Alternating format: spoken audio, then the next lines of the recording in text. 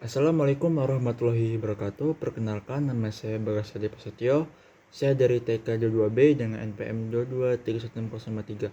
Di sini saya akan menjelaskan tentang enkripsi, khususnya tentang algoritma klasik, yaitu bernama Data Encryption Standard atau DS.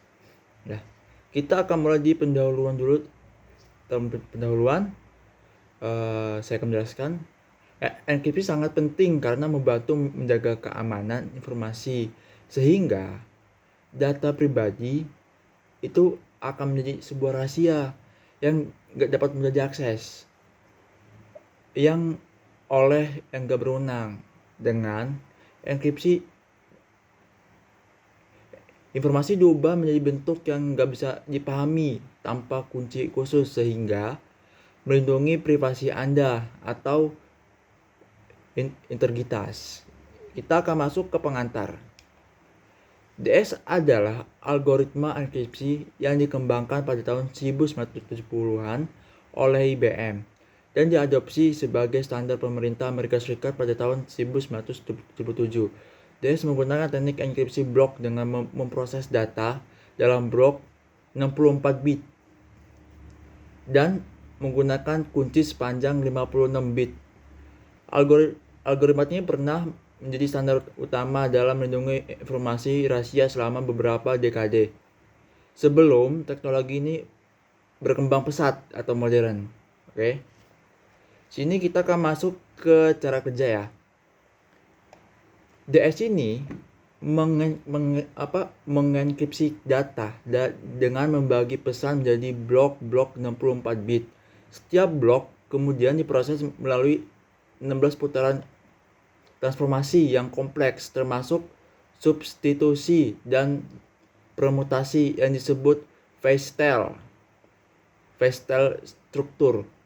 Di setiap putaran, sebagian data digabungkan dengan bagian kunci yang berbeda, sehingga itu dapat menghasilkan ciphertext yang kita sering itu sulit dipahami atau ditebak.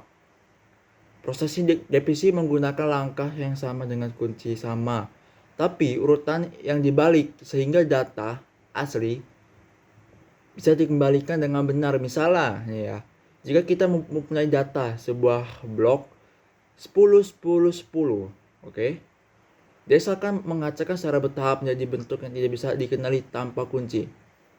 Kita akan masuk ke struktur kunci. Kunci DS memiliki panjangan sekitar 56 bit yang digunakan untuk menghasilkan 16 subkunci berbeda, satu untuk setiap putaran proses enkripsi. Kunci ini sangat penting karena keamanan data bergantung pada kerahasiaannya. Namun, panjang kunci yang tadi berapa? 56 bit itu saat ini dianggap cukup pendek dan mudah diserang oleh komputer modern sehingga teknik brute force. Kita akan masuk ke keamanan dan tantangan. Meski dulu dia sangat populer dan dianggap aman, sekarang algoritma ini sudah nggak cukup kuat karena kunci yang pendek membuat rentan terhadap serangan brute force. Dengan kemajuan teknologi komputer, penyerang bisa mencoba semua kemungkinan kunci dalam waktu relatif singkat. Oleh karena itu, DES dapat digantikan oleh algoritma yang lebih kuat seperti DS atau AES yang memiliki kunci lebih panjang, mekanisme yang lebih kompleks, dan menjaga keamanan data. Kita akan masuk ke penerapan di dunia nyata ya. DES dulu ini banyak sekali untuk digunakan seperti perbankan, komunikasi militer, sistem komputer, pemerintah.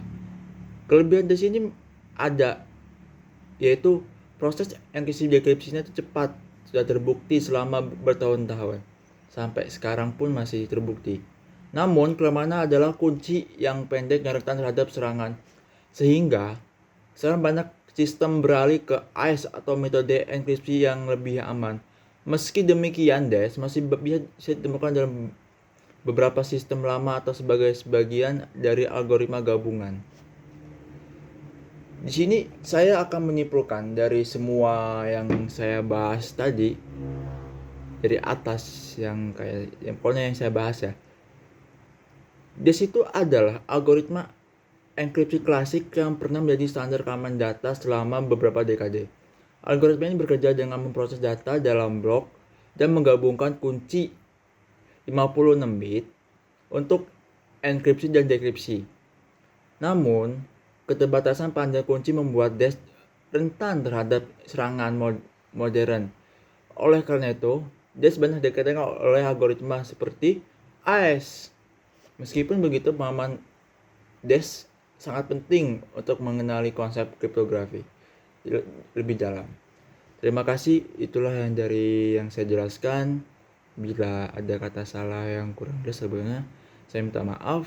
Saya akhiri, wassalamualaikum warahmatullahi wabarakatuh.